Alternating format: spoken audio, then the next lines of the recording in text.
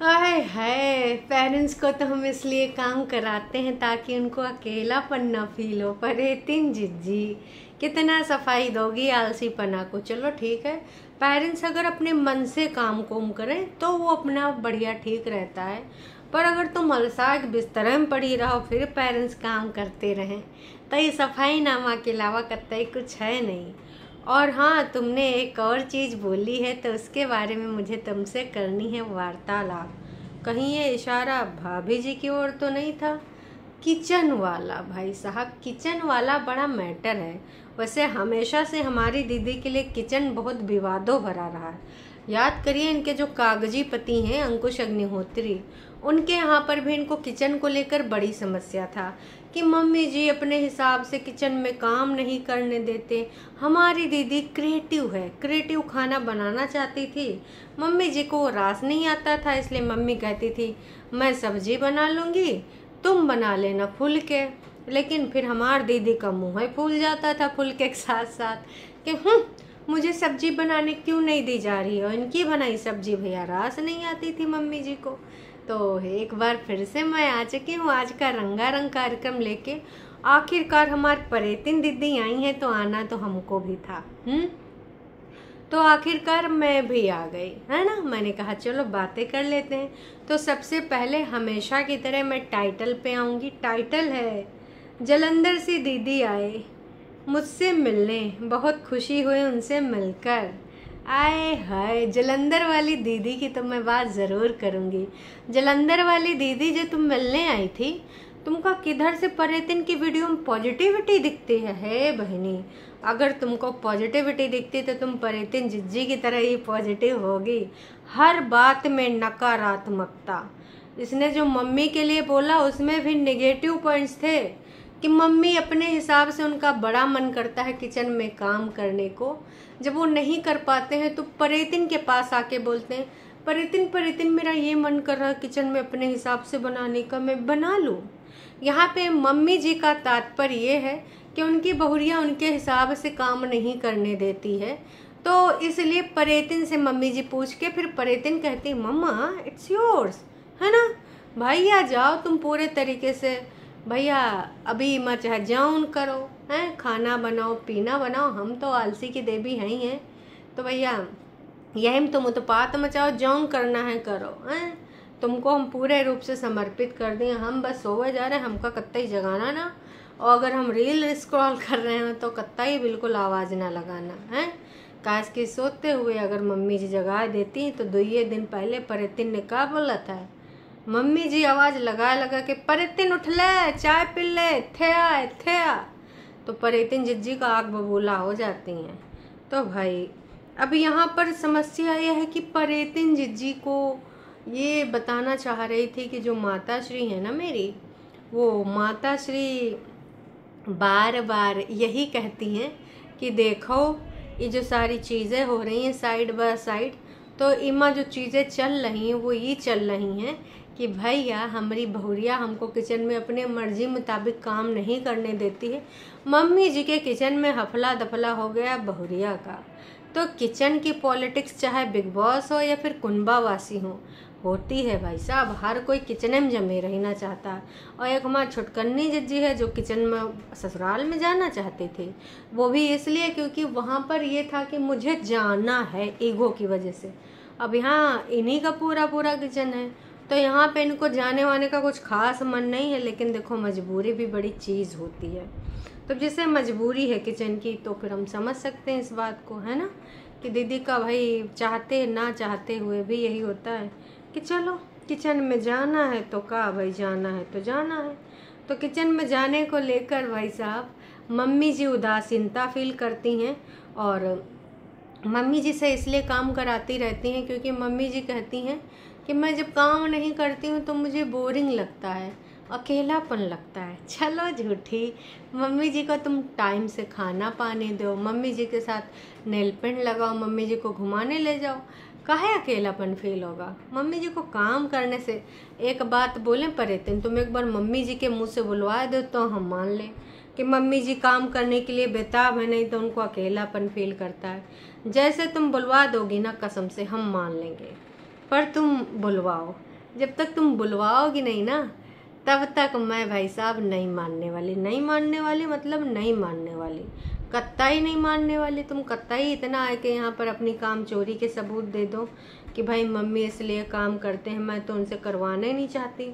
लेकिन हमारी मम्मी जी एकदम निराशाजनक बातें करती हैं। उनको काम कराओ तब वो अच्छी रहती हैं, हैप्पी रहती हैं, अदरवाइज़ वो भी मतलब विस्मित हो जाती हैं और विवादों में घिर जाती हैं, अकेलापन फील करती हैं। वैसे बड़ी दीदी आ रही मम्मी जी शिमला वाले अपार्टमेंट में, लीज वाले अपार्टमेंट में बहुत जल्दी तुम जाने वाली हो। वहाँ पे तुम अपनी दोनों बिटौनियों के लिए करोगी काम, वो दोनों करेंगी आराम। तो तनिक हड्डी वड्डी मजबूत कर लो, आराम से थोड़ा खाओ पियो ज़्यादा। और अब आते हैं भाई साहब, जो दीदी कह रही थी कि हम डाइट कर रहे हैं 61 से, अब तभी वो बताएंगी जब 5-6 किलो वज़न कम हो जाएगा, जो कि इस वाले जन्म में तो नहीं हो पाएगा। मैं लिख के दे रही हूँ। काश कि हमारी दीदी डाइट के साथ साथ वहाँ गई थी ना, कहाँ, कब भंडारे से कब पूरी पकवान आ जाए, कभी कोई कन्या खिलाने के आ जाए, कभी तो भाई ये पूरे जो अभी वो चल रहे थे ना वो पूर्वजों वाले, तो भाई पूर्वजों के जितने श्राद्ध हुए हैं भर भर के थरिया भर भर के पूरी पकवान नाश्ता बहुत खाई से है ना। वही के बाद कंजक पूजम खाई से, अब उसके बाद दशहरम। कह रही थी कि आज तक हमने इतना अच्छा दशहरा एंजॉय नहीं करा।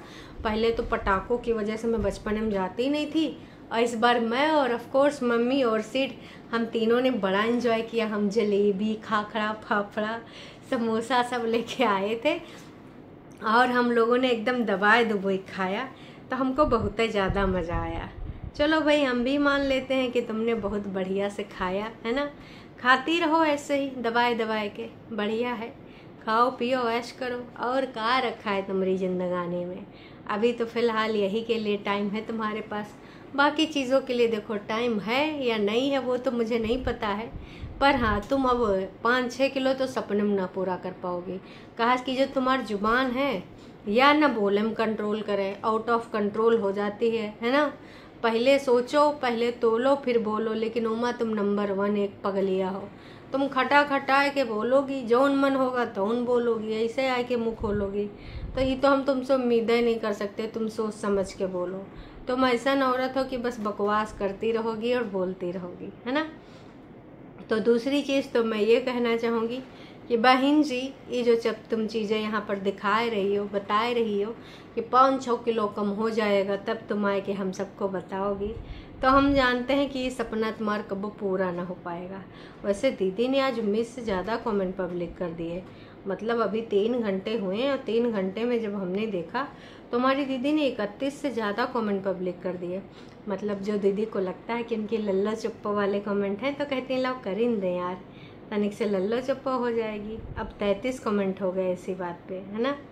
तो भाई साहब, पहला कमेंट जिस पे लोगों ने सबसे ज़्यादा लाइक करें, हम उस पर थोड़ा सा बात करेंगे। एक पे 26, एक पे 32 और एक पर 23। तो जो ये कमेंट है थोड़ा इन पे ध्यान दे लें।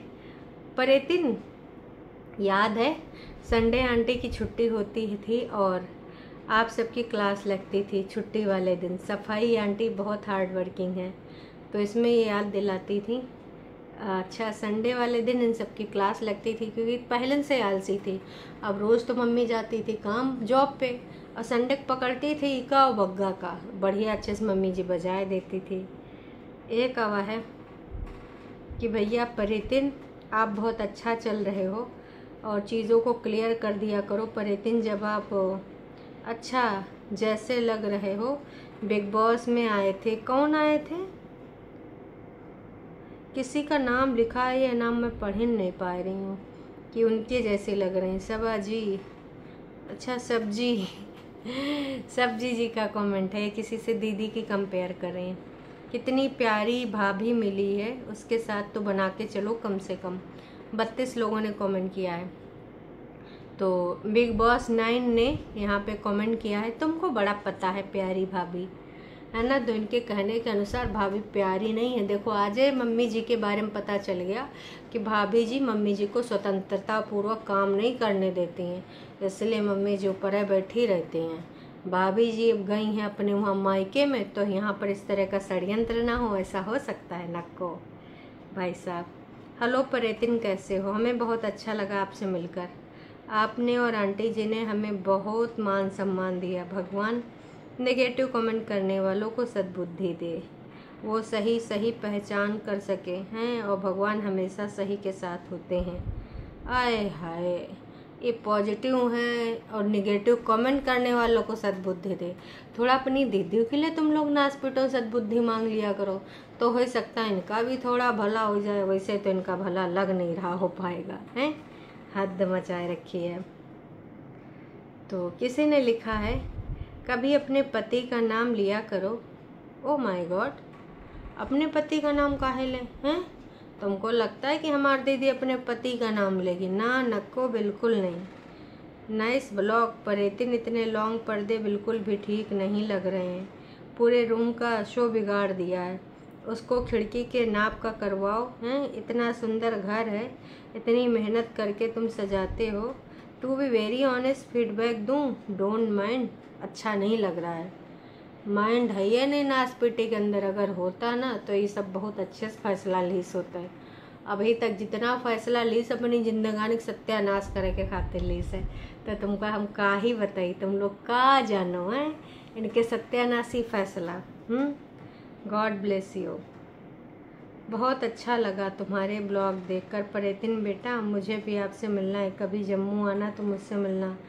लो, अब पता चला अमन भारद्वाज जी कहाँ की हैं, जम्मू कश्मीर की हैं अमन भारद्वाज जी। वाह जी वाह। मैं तो यही कहूँगी कि देखो, नहीं तुम ना ही मिलो तो ज़्यादा अच्छा है। काश कि तुम जैसा कंफ्यूज और परेतिन जैसा कंफ्यूज दो लोग मिलेंगे। अमन भारद्वाज जी के कमेंट्स तो मुझे कभी समझे नहीं आते हैं।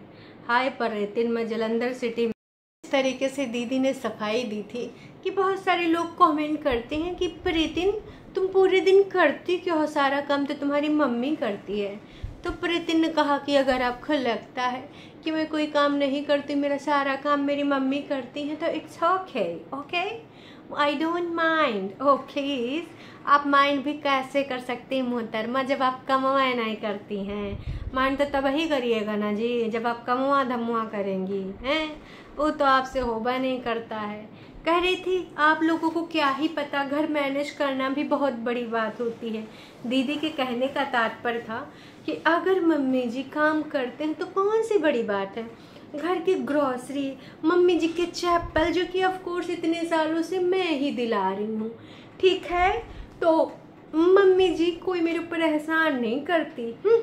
मैं घर को मैनेज करती हूँ, ग्रॉसरी मैनेज करती हूँ, मम्मी को भी मैनेज करती हूँ, तो मम्मी जी से बदले में मैं काम करवाती हूँ, समझे? काम। ऐसे ना करो तुम लोग मुझे बदनाम।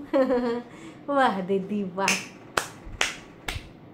तो तुम कमाल हो, धोती फाड़ कर रुमाल हो और मचाए रहती अक्सर बवाल हो। हर वीडियो में कुछ आ जाते हैं छीछा लेदर कर रही। देखो जो सच्चाई है तो है। इनका कहना है कि मम्मी को पहले से काम करने की आदत है। तो एक चीज़ बताएं बहन, पहले से तुम्हारी सास को भी काम करने की आदत थी, लेकिन जब वो करती थी तो तुम बड़ा चिल्लाती थी, मुझे किचन में नहीं जाने देती, मुझे सब्जी नहीं बनाने देती। अब अपनी मम्मी शिकायत करती है तो बड़ा ही हो तुम उसको न्याय दिलाने, यहाँ पे इनडायरेक्टली भाभी की बुराइयाँ कर करके। तो मैं तो यही कहूँगी कि देखो दीदी, तुम बड़ी होशियारी हो, लेकिन जनता भी यहाँ बेवकूफ़ नहीं बैठी, जनता भी जान रही है कि तुम्हें लुकड़ी लगा रही हो बहन जी, ठीक है? तो जौन तुम कर रही हो जनता नोटिस कर रही है, तुम आलसीपना कर रही हो, ग्रोसरी लायक भर देती हो, बाकी मम्मी करे काम, हम तो करेंगे सिर्फ आराम, पड़ी रहेंगी, सोती रहेंगी। यही चलना है इनका। इस नित्य क्रिया जो है इनकी प्रतिदिन यही है कि भाई कुछ बना ले। वैसे मोस्टली कह रही थी मम्मी जी ने ही आज खाना बनाया, तो वैसे मैडम मम्मी जी तो रोज़ खाना बनाते हैं, आप कब बनाते हैं? हो सके तो इस पर थोड़ा सा वार्तालाप कीजिए। हमें तो वो दिन भी नहीं याद है जब आपने बनाया हो। कभी कभार जैसे कुछ बना लेती हैं, पोहा वोहा तो भर के बना देती हैं, क्योंकि शाम तक सब पोहा ही खावा करें कि बस खाओ पोहा बना है। बहुत ही ज़्यादा इन्होंने दिमाग ख़राब करके रखा है। और भी बहुत सारी चीज़ें मैंने देखी हैं, तो मैं यही कहना चाहूँगी कि ये सारी चीज़ें समय समय पे होती रहती हैं। और हाँ, बग्गी का भी वीडियो आया है कि बहुत बुरा लगता है जब पेरेंट्स से मिलने ससुराल आना पड़ा।